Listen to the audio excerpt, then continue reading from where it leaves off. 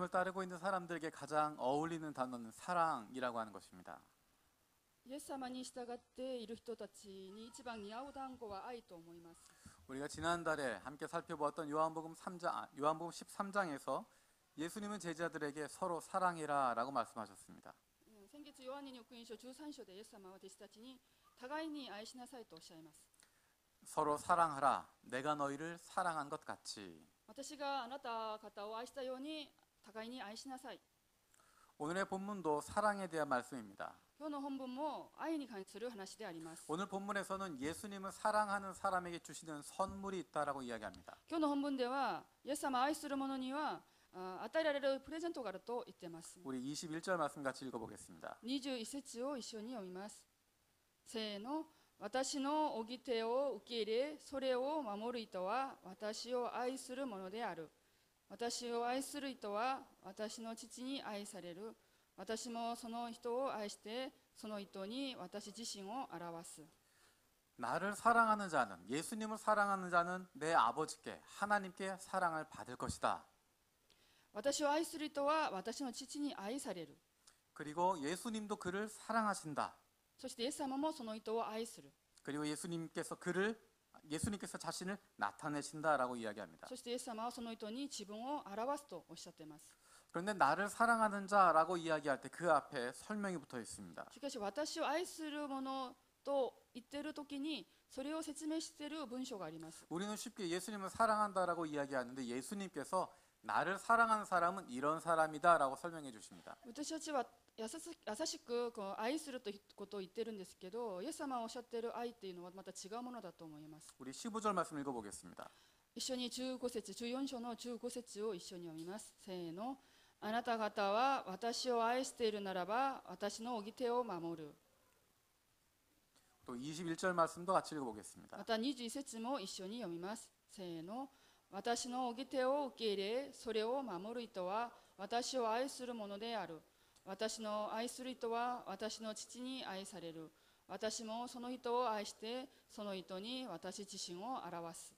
예수님을 사랑하는 것과 예수님의 계명을 지키는 것을 연결해서 말씀하고 있습니다. イエス様を愛することとその掟を守ることをつなげて説明しています。 우리가 생활하면서 착각할 수 있는 것이 사랑이라고 하는 단어와 계명이라고 하는 단어를 대조시키는 것입니다. 私たちよく間違っているところは愛とこの掟を対象にして比較したりすることがあります。 우리는 사랑이라고 하는 단어는 좋아하지만 계명이라고 하는 단어는 어렵고 힘들게 여기게 됩니다.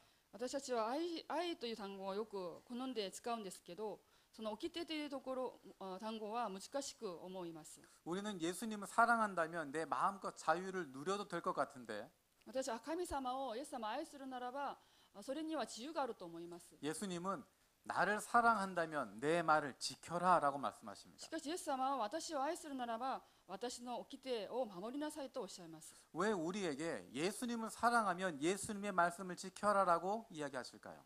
なぜイエス様は私を愛するならば私の掟を守りなさいとおっしゃるんでしょうか。 사랑은 귀를 기울이는 것이기 때문입니다. なぜなら愛というのは耳を傾けることだからです。 상대방을 사랑한다면 그 사람의 말을 들어주는 것입니다. 愛するならばその人の言葉を守ることであります。 그 사람의 말을 듣고 그 마음을 주는 것입니다. その人の話を聞いて心を分かち合うことであります。 예수님을 사랑한다고 말하지만 예수님의 말씀을 듣지 않고 예수님의 마음을 알지 못한다면 그것은 예수님을 사랑하는 것이 아닙니다. イエス様を愛すると言いながらイエス様の言葉を聞かないに、またその心を分かってくれないというならそれは愛とは言えません。 우리가 다른 사람과의 관계에서 사랑한다라고 하는 것은 어떤 것일까요? 私は人間関係の中で愛するということを何を意味するんでしょうか。 상대방의 이야기를 들어주고 상대방의 마음을 알고 그것을 품어주는 것입니다. 人の話を聞いてその人の心を知り、それを心に抱くことではないでしょうか。 연인의 관계를 한번 생각해 보십시오. 恋人関係を思ってください。 사랑한다고 이야기하지만 愛すると言いながら 그 사람의 말을 들어주지 않고 その人の話を聞いてくれない。 그 사람이 원하는 것을 모른다고 하면 その人の願っているのが何か知ら 그 ないと言った 사람의 ら、 마음을 받아주지 その 않는다면 人の心を受け入れないとしたら 그것은 사랑이 아닙니다. それは愛とは言えません。 이야기할 때는 다 당신을 위한 것이라고 이야기하지만 言葉ではあなたのためだと言いながら、 그 사람을 위한 것이 아니라 내 만족을 위한 し 것입니다. かしそれは人のためではなくて自分の満足のためであります。 자녀와의 관계도 마찬가지입니다. 子供との関係も同じです。 부모님들이 자녀에게 가장 많이 쓰는 표현이 이런 표현입니다. 親が子供によく話している表現がこれです。 다 너를 사랑해서 이렇게 해주는 거야. すべてあなたを愛しているからこうするんだよ。 내가 너를 사랑하니까 이렇게 해주는 거야. あなたを愛しているからこそこういうふうにやってあげるんだよ。 자녀의 말은 듣지 않고 子供の話を聞かず、 자녀의 마음이 어떤지는 물어보지도 않고 子供の心はどういうものであるか 그냥 聞かず、 부모가 생각하는 대로 말하고 행동하게 됩니다. 親が考える通りに言って行動しています。 그것은 사랑이 아닙니다. それは愛とは言いません。 상대방을 사랑한다면 그 사람의 말을 들어주는 것이고 그 사람의 마음을 알아주는 것입니다. 愛するということは人の話を聞いてその心を受け入れることであります。 주는 사람은 사랑이라고 포장하겠지만 与える人はそれを愛だと包むかもしれないです。 주는 飾る 사람은 かもしれないで 상대방을 すか。 사랑하기 때문이라고 이야기하겠지만 与える人は愛してるからそういうにやるんだと言うかもしれないんですけど、 상대방의 입장에선 사랑으로 느껴지지 し 않습니다. かし相手側から見るとそれは愛では感じ 그 られま 사람이 せん。 불편해할까봐 고맙다고 이야기하는 것이지 사랑하는 것이 아닙니다. その人が心を難しく考えるかもしれないから愛として表現するだけです。 내가 정말 예수님을 사랑하고 있는가? 私は本当にイエス様を愛しているのか、 그것을 확인하기 위해서 내 삶을 돌아볼 필요가 있습니다. それを確認するためには自分の人生を顧みる必要があります。 예수님을 사랑하지 않는 사람들은 어떤 사람이다라고 24절에 이야기합니다. イエス様は自分を愛さない、イエス様を愛さない者はこういう人だと24節では言っています。 우리 24절 말씀 읽어보겠습니다. 14節を14章24節を一緒に読みます。せーの。私を愛さない者は私の言葉を守らない。あなた方が聞いている言葉は私のものではなく、私をお使わしになった父のものである。 나를 사랑하지 않는 자는 내 말을 지키지 않는 사람이다라고 이야기합니다. 私を愛さない者は私の言葉を守らないとおっしゃっています。 성경에서 하나님의 마음에 가장 드는 사람, 하나님을 사랑했던 사람 예를 든다면 한 사람을 들 수 있습니다. 旧約聖書で神様の言葉に心にかなった人、そして神様をよく一番愛した人を一つ挙げるとしたら一人が挙げられます。 그 사람이 바로 다윗입니다. その人はダビデであります。 다윗은 평생 동안 하나님과 함께 동행하고 그를 사랑했던 사람입니다. ダビデは一生神様と共にしたものであります。 그런데 안타깝게도 그 다윗과 대조되는 사람이 있습니다. しかし残念ながらダビデと反対する側に立っている人がいます。 그것은 다윗 앞에 왕이었던 사울 왕입니다. ダビデの前の王であるサウルです。 사울은 하나님을 사랑하지 않는 사람이 어떤 모습인지를 잘 보여주고 있습니다. ダビデの姿は神様を愛さない人の姿はどういうものであるか見せています。 사무엘상 13장에 보면 블레셋과 전쟁하는 모습이 등장합니다. サムエル書上の13章を見るとイスラエルはペリシテと戦う場面が出ます。 전쟁을 앞두고 제사를 드리기 위해서 사무엘을 기다리고 있었습니다. サウルは戦争の前に捧げ物を捧げるためにサムエルを待っていました。 그런데 사무엘이 정했던 기한에 오지 않았습니다. しかしサムエルが決まった時間に来なかったです。 일주일 동안 기다렸는데 오지 않았습니다. 1週間待ってたけどサムエルは来なかったです。 그랬더니 사울이 자기가 직접 제사를 드리겠다라고 이야기해서 제사를 드렸습니다. それでまた待ちきれずサウルが自分で神様に捧げ物を捧げました。 그리고 나서 사무엘이 와서 사울에게 야단을 칩니다. その後サムエルが来てそういうふうにしたサウルをこう叱ったと場面が出ます。 당신은 해서는 안 될 일을 했습니다. あなたはやってはいけないことをしました。 하나님이 명령하신 것을 임금님이 지키지 않았습니다. 神様が命令したことをあなたは守らなかったです。 사무엘 15장에는 아말렉과의 전쟁의 장면이 등장합니다. サムエル上の15章にはアマレクとの戦いが出てきます。 하나님께서 특별히 사울에게 모든 것을 다 멸해야 된다라고 이야기했습니다. 神様はサウルにすべてを全滅滅ぼしなさいとおっしゃいました。 싸워서 승리해서 다른 것들을 노획물을 챙기는 것이 아니라 모두 다 죽여야 된다고 이야기했습니다. 戦い抜いて残ったものを自分のものにしなさいんじゃなくてすべてを滅ぼしなさいとおっしゃいました。 양떼나 소떼나 다 죽여서 없애라라고 이야기했습니다. 羊も牛もすべて殺しなさいとおっしゃいました。 그리고 그 왕이었던 아각 왕도 죽이라고 そし 명령했습니다. てアマレクの王であったアガグも殺しなさいとおっしゃいました。 그런데 사울은 그렇게 하지 않습니다. しかしサウルはそうしなかったです。 가서 싸움에서 승리하는데 戦いには勝利するんですが、 승리하고 나서 勝利した後、 그 왕이었던 아각을 살려서 데리고 오고 その王であったアガグを生き残しても連れてきて、 양떼와 소떼 가운데 가장 좋은 것을 다 남겼습니다. 羊と牛の中で一番良いものを残しました。 성경에서 이렇게 표현하고 있습니다. 聖書にはこういうふうに表現しています。 무엇이든지 모두 아깝게 여겨서 진멸하지 않고 다만 쓸모없고 값없는 것들만 골라서 진멸했다. 聖書にはこうして書いてあります。15章9節にはこう書いてあります。しかしサウルと兵士はアガグおよび羊と牛の最も良い最上のもの、ウイゴではない肥えた動物、小羊、その他何でも上等なものは惜しんで滅ぼし尽くさず、つまらない値打ちのないものだけを滅ぼし尽くした。 13절도 한번 읽어보겠습니다. 15章の13節も読んでみます。サムエルがサウルのもとに行くと、サウルは彼に言った。主のご祝福があなたにありますように、私は主のご命令を果たしました。 사울은 뭐라고 이야기하냐면 나는 주님의 명령대로 했습니다라고 이야기합니다. 13節にサウルはこう言っています。私は主の命令通りにやりました。 조금 전에 이야기했던 것처럼 하나님께서 명령했던 것과는 다르게 さっき言ったように、さっき彼がやったのは神様の命令に従ってなかったところです。 그 마음 가운데는 하나님께 순종하는 것이 아니라 약탈하는 데만 마음을 쏟고 있었는데 彼の心は神様の言葉に従順するより略奪することに心が占めていたんです。 나는 하나님 말씀 순종했다라고 이야기하고 し 있습니다. かし彼の言葉では私は神様の言葉に従順しましたと言っています。 또 20절에 이렇게 시작하고 そ 있습니다. して20節はこういうふうに言っています。 나는 주님께 순종했습니다라고 이야기합니다. 20節にもサウルは私は主の御声に聞き従いましたと言っています。 주님이 명령하는 대로 했습니다.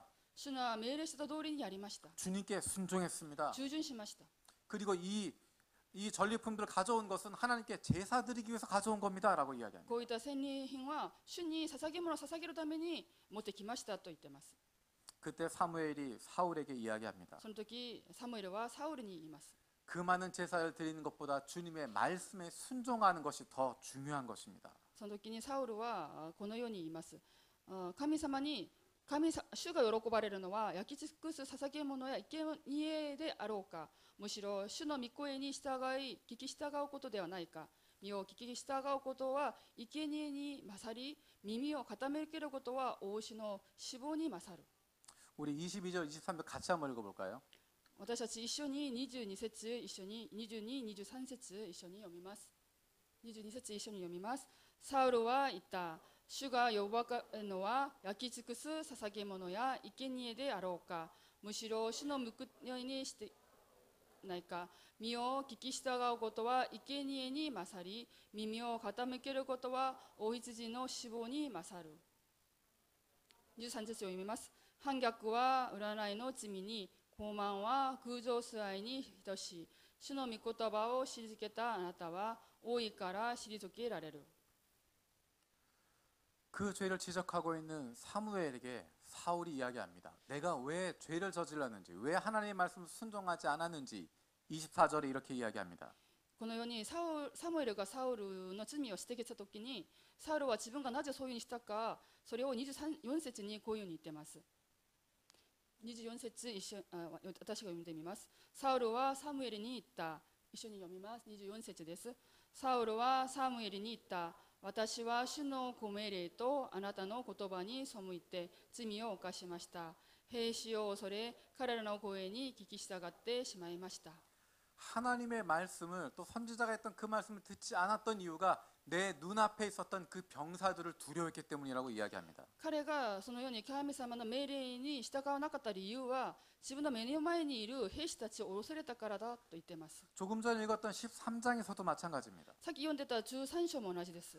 13장에서도 그가 하나님의 말씀을 어겼던 이유를 백성들을 두려워했기 때문이라고, 그 앞에 있는 병사들을 두려워했기 때문이라고 이야기합니다. 13節にも13章にも彼が神様の御言葉に従順しなかった理由は自分の目の前にいる民、そして兵士たちを恐れたからそういうふうにやったと言っています。 그 마음 속에 하나님에 대한 사랑이 아니라 다른 것들로 가득 차 있었기 때문에 하나님의 말씀을 순종하지 못했던 것입니다. 彼の心には神様ではなく他のものが混じり込んであったから神様の御言葉に従順することができませんでした。 오늘 읽었던 요한복음 14장 22절에 보면 가룟인 아닌 유다가 예수님께 물어보고 있습니다. 今日の本文であるヨハネの福音書14章22節を見るとエスカリオテではない方のユダがこういうふうに言っています。 예수님 왜 우리한테 예수님을 나타내면서 세상에는 나타내지 않으십니까? 主は私たちにはご自分を表そうとなさるのに、世にはそうなさらないのはなぜでしょうか。 왜 세상에는 나타내지 않으십니까? なぜ世には表さないんでしょうか。 우리가 요한복음 말씀을 계속 살펴보고 있습니다. 続けてヨハネの福音書を読んでいます。 예수님께서 세상에 자신을 나타내지 않으셨을까요? イエス様は本当に自分をこの世に表さなかったんでしょうか。 우리가 살펴보았던 12장까지의 내용들은 예수님께서 세상에 내가 누구다 하는 것을 나타내고 있는 부분이었습니다. ヨハネの福音書12章までの内容は、イエス様が自分が誰であるか、それをこの世の中に表している内容であります。 예수님께서 7가지의 표적을 사람들 앞에서 행하셨습니다. イエス様は7つの印を人々の前に表しました。 분명히 그 표적을 통해서 예수가 하나님의 아들이라고 하는 것, 그리스도라고 하는 것 누구나 깨달을 수 있었습니다. それを通して誰でもイエス様が神の子であること、クリストであることを知ることができます。 세상에 나타내지 않으신 것이 아니라 世に表さなかったことではなく、 그를 알아보지 못했던 것입니다. 彼を知ろうとしなかったです。 그를 알아보고 싶지 않았던 것입니다. イエス様を知る心が彼らになかった。 그가 하나님의 아들이라고 하는 것, 그리스도라고 하는 것을 인정하고 싶지 않았던 것입니다. イエス・キリストが神様の子であることを認めなかったからです。 그들 속에 다른 것들이 가득 차 있었기 때문입니다. 人々の心には他のものが入っていたからです。 그들 마음속에 하나님이 아니라 세상이 가득 차 있었고 彼の心には神様ではなくこの世のものが混じり込んでいました。 그 마음 가운데 자신들의 욕심이 가득 차 있었기 때문입니다. 心に自分の欲望が潜んでいたからです。 조금 전에 이야기했던 사울의 이야기를 다시 한번 기억해 보십시오. もう一度サウルの話を考えてみてください。 그는 백성들을 두려워해서 병사들을 두려워해서 하나님의 말씀에 순종하지 않았다라고 이야기합니다. 彼は民を恐れて、また兵士たちを恐れて神様の言葉に従順しなかったと言っています。 하나님의 말씀을 순종하는 것보다 기다리는 것보다 神様の言葉に従順し待つことより 자기의 이익을 챙기는 것을 중요하게 생각했고 自分の利益を自分のものにすることはもっと大事であって、 사람들 앞에서 자기가 왕으로 인정받는 것을 더 기다리고 있었습니다. そして自分が人たちの前で自分が王であることを認められることをもっと大事にして 사람들이 ました。 나를 어떻게 평가하는가 그것에 더 중심을 두고 人 있었습니다. が自分をどのように評価するか、それにもっと心を奪われてました。 하나님이 나를 어떻게 생각하실까 하는 것보다 다른 사람들이 나를 어떻게 생각할까 그것을 더 중요하게 생각했습니다. 神様は私をどのように思っているかより、人が私たちをどのように思っているか、それをもっと心に中に強く抱きしめていました。 그 사울의 마음에 있었던 것이 무엇인지를 정확히 보여주는 것이 사무엘상 15장 30절입니다. そういったサウルの心をはっきりと表現しているのがサムエル上の15章の20節であります。15章の20節です。 15장 30절. 15章の30節であります。 우리 사무엘상 15장 30절. サムエル上15章30節一緒に読みます。せーの。サウルは言った。私は罪を犯しました。しかし民の長老の前、手前、どうか私を立てて私と一緒に帰ってください。そうすればあなたの神主を礼拝します。 자기가 잘못했다는 것을 알고 있습니다. 自分が間違った罪を犯したことを知っています。 내가 죄를 지었습니다라고 이야기하면 그 다음에 어떤 내용이 나와야 될까요? それは自分の罪を告白した後、どのように言っていますか。 내가 하나님께 죄를 지었습니다라고 하는 것을 깨달으면 하나님 앞에 회개하는 모습이 등장해야 됩니다. 自分の罪を悟ったら神様前で悔い改める姿勢を出るべきであります。 그런데 사울이 이야기하는 것은 しかしサウルが言っているのは、 하나님 앞에서 범죄한 것 인정하지만 主の前で罪を犯したことを認めますが、 사울에게 있어서 더 중요한 것은 사람들이었습니다. サウルにとってもっと大事なのは人だったんです。 백성들의 장로들 앞에서 이스라엘 앞에서 내 체면을 세워달라고 이야기합니다. 人の前、長老の前、イスラエルの前で自分のメンツを立ててくださいと。 하나님 앞에서 내가 죄를 지었습니다. 그분 앞에 무릎 꿇고 회개하는 것이 아니라 私罪を犯しました。主の御前でひれをして罪を告白して悔い改めるのではなく、 하나님은 별로 중요하지 않고 백성의 장로들 앞에서 이스라엘 앞에서 내 체면을 세워달라고 이야기합니다. それより自分人の前でまた民の前で自分が王であることを忘れないように自分を立ててほしいと言っています。 하나님을 사랑하지 않고 神様を愛さず、 그 말씀을 순종하지 않고 御言葉に従順せず、 그를 따라가지 않기 때문에 사울에겐 무서운 결과가 나타나게 됩니다. 主に従わなかったこそ彼には恐ろしい結果が待っていました。 그 사건 이후로 사무엘과 사울은 다시 만나지 않습니다. その事件の後、サウルとサムエルは二度と会わなかったです。 이전까지는 사무엘이 늘 하나님의 말씀을 사울에게 전해 주었지만 今まではサムエルがサウルに神様の御声を続けて伝えましたが、 더 이상 사무엘이 사울을 찾아가지 못합니다. これ以上サムエルがサウルに訪ねていくことはなかったです。 왜 그랬을까요? なぜでしょうか。 사무엘은 마음 가운데 슬픔을 가지고 있었습니다. サウルの心にはとて悲しみを持っていました。 하지만 더 중요한 것은 もっと大事なのは、 사울이 사무엘을 죽이려고 하기 때문입니다. なぜならそれはサウルがサムエルを殺そうとしたからです。 하나님이 사무엘에게 이야기하십니다. 神様はサムエルに言います。 네가 언제까지 슬퍼할 거냐? あなたいつまで悲しむか。 이제 이세의 아들에게 가서 기름을 부어라라고 이야기하십니다. これからはエサイの子供に息子に言って油を注ぎなさいと。 우리가 잘 알고 있는 다윗에게 기름을 부으라는 知 것입니다. っている通りにダビデに油を注ぎなさいと神様はおっしゃっています。 그때 사무엘이 대답하는 말씀이 너무너무 마음을 아프게 합니다. その時神様に答えているサウルの答えがサムエルの言葉がとても悲しいです。 제가 사무엘상 16장 2절 말씀 읽어드리겠습니다. サムエル上16章2節を読んでみます。 사무엘이 이르되 내가 어찌 갈 수 있으리까 사울이 들으면 나를 죽이리이다. サムエルは言った。どうして私が行けましょうか。サウルが聞けば私を殺すでしょう。 다른 사람을 왕으로 세우려고 하는 것 사울이 들으면 사무엘을 죽일 것입니다라고 두려워하고 있습니다. 他の人を王として立てようとしたら、それを聞いてサウルが私を殺すでしょう。 하나님을 사랑하지 않고 그 말씀에 순종하지 않으면 神様の言う言葉に聞かず従順しないと 무서운 결과가 나타나게 됩니다. 恐ろしい結果が出てきます。 하나님의 사람이라고 인정하고 있었던 사무엘을 죽이고도 남을 만한 괴물이 되어버린 것입니다. 神の人であるサムエルを殺すぐらいの恐ろしい人間になってしまいます。 온 이스라엘이 하나님의 사람으로 인정하고 있었던 그 사무엘조차도 사울이 나를 죽일지도 모릅니다라고 두려워할 정도로 人々がイスラエルの全ての人が神様の人だとしている、そして拝んでいる、尊敬しているサムエルすらサウルを恐れて私を殺すでしょうと言っています。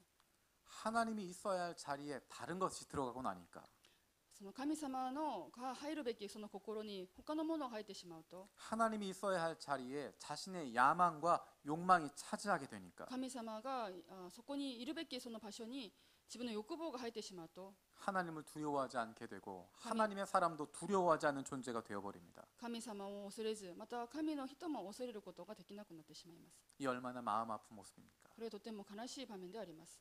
예수님을 사랑한다면 마음껏 자유를 누릴 수 있을 것 같은데 神様を愛すると本当に思う存分自由を満喫することができると思うんですが、 예수님은 나를 사랑한다면 내 말을 들어야 된다라고 し 말씀하십니다. かしイエス様は私を愛するならば私の掟を守りなさいとおっしゃいます。 우리의 마음 가운데 예수님의 말씀으로 채워지지 않으면 우리는 사울 같은 사람이 될 수밖에 없기 때문입니다. 私の心が神様の言葉で満ちていないならばサウルのようになってしまいます。 그런데 재미있는 것은 面白いことは、 예수님을 사랑한다면 내 말을 지켜라라고 말씀하시고 イエス様は私を愛するなら私の掟を守りなさいとおっしゃい、 보혜사를 보내주시겠다라고 이야기합니다. そして助け人を助ける霊を与え、真理の霊を与えるとおっしゃいます。 예수님 말씀을 지키는 것과 イエス様の言葉を守ることと 보혜사 성령 그분 사이에 무언가 관계가 있기 때문입니다. 弁護者である聖霊の間に関係があるからです。 우리 요한복음 14장 26절 말씀 ヨハネに6章14章26節 같이 읽겠습니다. 一緒に読みます。26節です。しかし弁護者、すなわち父が私の名によってお使しになる聖霊があなた方にすべてのことを教え、私が話したことをことごとく思い起こさせてくださる。 우리 16절도 읽겠습니다. また16節一緒に読みます。ヨハネに6章14の16です。私は父にお願いし、父は別の弁護者を使わして永遠にあなた方と一緒にいるようにしてくださる。 예수님께서 보혜사 성령을 구하신다고 이야기합니다. イエス・キリストが弁護者、聖霊様を使わすと言ってます。 우리에게 그분을 보내시겠다라고 이야기합니다. 私に送ると言ってます。 왜 그럴까? なぜでしょうか。 예수님의 제자들은 연약한 사람들이기 때문입니다. なぜなら弟子たちは弱い人間だからです。 예수님께서는 세상에는 자신을 나타내지 않으셨지만 제자들에게 나타내셨습니다. イエスは世にはそうならさなかったんですけど、弟子たちには自分を表しました。 제자들은 100% 완전한 사람이었을까요? 弟子たちは 100% 完全な人間だったんでしょうか。 전심으로 예수님만 사랑하고 두려움도 없고 욕심도 없고 야망도 없는 그런 사람이었을까요? 心を持ってイエス様を愛して恐れもなく欲望もなく野望もなかった人間だったんでしょうか。 그렇지 않습니다. そうじゃないです。 우리는 그거 잘 알고 있습니다. 私もよく知ってます。 우리는 그 모습을 잘 알고 있습니다. 私彼らの姿をよく知ってます。 제자들의 마음속에 무엇이 있는지 우리는 잠시 후에 그들의 행동을 통해서 알 수 있습니다. 彼らの心に何が潜んでいるか、私はその後の彼らの行動を通して知ることができます。 예수님이 십자가를 지시게 되니까 제자들이 도망갔던 것 우리는 잘 알고 있습니다. イエス様は十字架を背負う時、弟子たちは逃げていきました。 예수님이 부활하셨지만 여전히 그들이 두려움 가운데 있었던 건 우리는 잘 알고 イ 있습니다. エス様は復活なさったけど、依然として弟子たちは恐れを感じていました。 하지만 しかし、 예수님은 그들을 다 알고 계셨지만 イエス様はそれらすべてを知っておられましたが、 그 제자들의 연약함을 알고 계셨기 彼の 때문에 弱さを知ってたからこそ、 그래서 미리 앞으로 있을 일들을 이야기해 주시고 それでこれから起きることを彼らに話し、 제자들이 얼마나 부족하고 연약한지를 예수님께서 이야기해 주고 계십니다. 彼らどれだけ足りなくて弱いものであるか、神様イエス様が教えています。 그들이 얼마나 연약한지 얼마나 두려움 가운데 있을지를 예수님이 알고 있다라고 이야기해 あ 주십니다. なたとどれだけ弱くてまた恐れの中に落ちるか、神様イエス様が知ってるとおっしゃっています。 하지만 제자들의 마음속에는 しかしイエスたちの心の中には 작고 부족하지만 예수님을 사랑하는 마음이 있었습니다. 小さいけど足りないけど神様を愛する心がありました。 완전히 따라가지는 못하고 있었지만 그 마음속에 조금이나마 예수님의 말씀을 듣고 따르고자 하는 마음이 있었습니다. 完全ではないけどイエス様に従おうとする、御言葉を守ろうとする心がありました。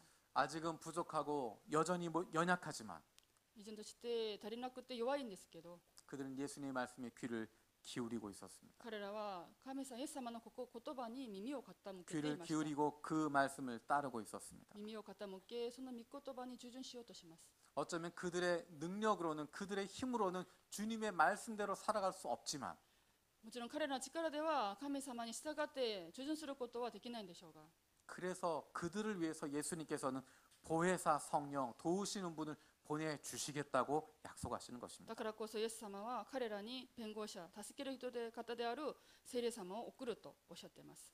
우리의 능력으로 우리의 각오로 우리의 결단만으로는 예수님에 대한 사랑을 지킬 수 없지만 私の自分の覚悟、また心、力ではそれ信仰を守ることはできないんでしょうが、 우리의 능력만으로는 말씀에 귀를 기울이고 그 말씀대로 순종할 수 없기 自 때문에 分の力では主の御言葉を聞いて従順することはできないんですが、 주님께서 우리의 연약함을 알고 계시기 때문에 しかしイエス様は私の弱さを知っておられるから、 하나님께서 성령을 보내주시겠다고 약속하시는 것입니다. 神様は私たちに聖霊を送ってくださると約束しておられます。 성령을 일컫는 다른 이름이 바로 보혜사 도와주시는 분이라는 것입니다. 聖霊の他の言葉、名前は弁護者、助ける方であります。 그분이 우리를 도와주시기 때문입니다. その方が私たちを助けてくださるからです。 그래서 예수님께서 제자들을 떠나 하늘로 올리우시면서도 사랑하는 제자들에게 다시 약속하신 것이 바로 그것입니다. それでイエス様が天に昇天なさるときに弟子たちにこのように言葉を残します。 성령을 기다리라 말씀하신 것입니다. 聖霊を待ちなさいとおっしゃいます。 다음 주는 성령 강림 주일입니다. 来週は聖霊降臨節であります。 우리가 알고 있는 것처럼 그 전날에는 세례식이 있습니다. 知っている通りにその前日には聖霊式があります。 저와 여러분들이 처음 예수님을 믿게 되었던 예수님을 구주로 고백했던 그 순간을 기억해 보시기 바랍니다. 私たちがイエス様に出会ってそのように洗礼を受けたその瞬間を皆さん覚えてください。思い出してみてください。 내가 지금까지 여기까지 올 수 있었던 것이 내 능력이 아니라 하나님의 성령으로 말미암아 되었음을 고백하게 됩니다. そういう時私たちはここまで私たちが導かれたのは自分の力ではなく聖霊の助けであることを告白することができるでしょう。 성령께서 우리 안에 역사하고 계시기 때문에 우리가 이렇게 이 자리까지 올 수 있었고 聖霊様は私たちの心の中に働いてくださったから私たちがここまで来ることができて、 예수님을 향한 우리의 사랑은 부족하지만 主に対する私たちの心は足りないものでありますが、 여전히 예수님을 사랑한다고 고백할 수 있습니다. しかし聖霊様によって私たちは今も主を愛すると告白することができます。 우리 찬양팀 혹시 찬양 준비됐나요? 賛美一緒にできますか？ 저와 여러분들은 부족한 부분들이 많이 있습니다. 私たちは足りない部分がたくさんあります。 제자들이 예수님을 사랑한다고 이야기했지만 弟子たちは神様は主を愛すると言ってますが、그 마음 속에 다른 것들이 많이 있었고 しかし心の中に他のものが混ざっていて 조금만 힘들면 무너질 것 같고 少し足りない時は崩れてしまい 조금만 어려우면 도망칠 수밖에 없는 사람들이었지만 大変な時は逃げてしまうものだったんですが 그 연약함을 아시기 때문에 しかし 예수님께서는 성령을 보내주시겠다고 しかし 말씀하십니다. そういった彼らの弱さを知っているからイエス様は彼らに聖霊を送ると約束してくださいます 그 제자들의 마음속에 조그마한 예수님을 사랑하는 조그마한 마음이 있었기 때문에 彼の心には小さいけど本当に小さいものだけど主を愛する心があるから 예수님이 그 사랑하는 마음을 보셨습니다. イエス様は彼らのそういった心を見ておられました 저와 여러분 안에도 예수님을 사랑하는 자그마한 마음이 있습니다. 私たちの中にもそのような主を愛する小さな心があります 어쩌면 그 사랑하는 마음보다 삶에 대한 걱정이 더 클 수도 있고 もしかしたらその愛よりこの世の心配がもっと大きいかもしれません 어쩌면 예수님에 대한 사랑보다 내 욕심이 더 많을지도 모르겠지만 イエス様を愛する心より自分の欲望もっとこの世を愛する心はもっと大きいかもしれないんですが 예수님은 우리 안에 있는 그 작은 사랑을 보고 계십니다. しかしイエス様は私たちの中にあるその小さな主に対する愛を見ておられます 그리고 성령을 보내주셔서 그 사랑을 지킬 수 있게 하겠다고 말씀해 주십니다. そして私たちに弁護者である聖霊様を送ってくださりその愛を守るにしてくださると約束してくださいます 이 시간 예수님을 사랑한다고 고백하면서 この時間主を愛すると告白しながら 성령께서 우리 가운데 聖霊 우리 様 가운데 が 역사하여 私の 주시옵소서라고 中に働いてくださいと 성령께서 우리 가운데 함께 해달라고 기도하는 마음으로 聖霊様は私たちと共にしてくださいと 주님을 향한 나의 사랑 주님께서 아십니다 고백하는 마음으로 主が私の心を知っておられますとそういう告白を持って 우리 그 마음으로 함께 そ 찬양하겠습니다. の心を持って一緒に賛美します 예수 사랑합니다. 예수愛します愛します心注ぎただあなただけしたい求めますイエス愛します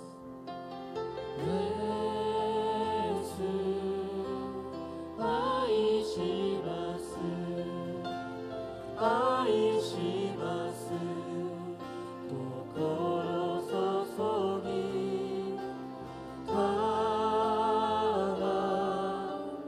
あなただけしたい求めます溢れる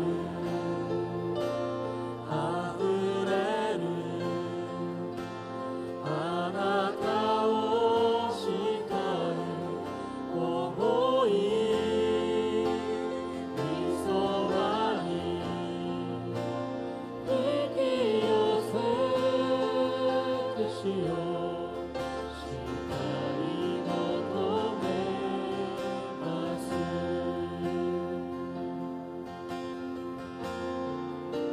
イエス愛しますイエス愛します愛します心注ぎただあなただけしたい求めます溢れる溢れる溢れるあなたを慕う想いみそばに引き寄せてしようしたい求めます溢れる溢れるあなたを慕う想いみそばに引き寄せてしようしたい求めます 우리 함께 기도하겠습니다. 一緒に祈ります。 지금 찬양했던 것처럼 今賛美したように 주님 사랑한다고 고백하길 원합니다. 主を愛しますと告白することを願います。 나는 부족하고 연약하지만 私は足りなくて弱いものですが、 내 마음 가운데 주님의 말씀으로 채워주시고 私の心を主の御言葉で満たしてください。 내가 주님을 사랑하는 사람 되게 하여 私 주시옵소서. が主を愛する者へと変えてください。 다른 것으로 내 마음을 채우는 것이 아니라 他のものではなく、 예수 그리스도로 내 마음을 채우게 하여 주시고 イエス・キリストで私の心を満たしてください。 성령으로 충만한 저희들 되게 하여 주시옵소서. 聖霊に満たされた私へとならしめてください。 날마다 날마다 예수님을 사랑하는 사람 되게 하여 주시옵소서. 毎日毎日主を愛する者へと作り変えてください。 그 사랑 안에 거하고 하나님의 사랑을 경험하는 사람들 되게 하여 주시고 主の愛にとどまり、その主の愛を体験するできるますよう 날마다 に、 예수 그리스도와 동행하는 사람들 되게 하여 주시옵소서. 毎日主と共に歩むことができるように、 함께 기도하겠습니다. そのように一緒に祈ります。 살아계신 아버지 감사합니다. 아버지 하나님, 주님을 사랑합니다. 아버지 하나님, 주님을 사랑합니다. 우리의 마음 가운데 부족하지만 모자라지만 다른 걱정도 많고 다른 염려가 합쳐 있지만 그럼에도 불구하고 내가 주님을 사랑하고 있습니다. 우리의 그 사랑을 지켜주시고 붙들어주시고 그 사랑이 성장하게 하여 주시고 가득 차게 하여 주시고 그로 말미암아 하나님의 사랑을 날마다 누리며 살아가는 저들 될 수 있도록 주님도 하여 주시옵소서. 주님과 동행하는 기쁨을 누릴 수 도와주시고 날마다 주님을 만날 수 있는 날마다 주님과 함께하는 주님과 동행하는 기쁨을 누린 저들 되도록 도와주시고 아버지 우리의 역사에 주답게 하여 주시옵소서. 주님의 사랑으로 채워주시고 주님의 사랑이 넘치게 하여 주시고 날마다 주님을 사랑한다고 고백할 수 있는 하나님의 자녀 될 수 있도록 도와주시고 잡아 주시옵소서. 그 말씀 순종하고 그 말씀에 귀를 기울이고 그 마음을 품을 수 있도록 성령 하나님 우리 가운데 함께하여 주시고 역사하여 주시옵소서. 온전히 주만 바로 도와주시고 주님의 사랑 나마다 고백하며 원하기로 나오니 주님 붙잡아 주시옵소서. 성령께서 우리 가운데 역사하여 주시고 성령 안에 우리를 붙들어 주시고 함께하여 주시옵소서.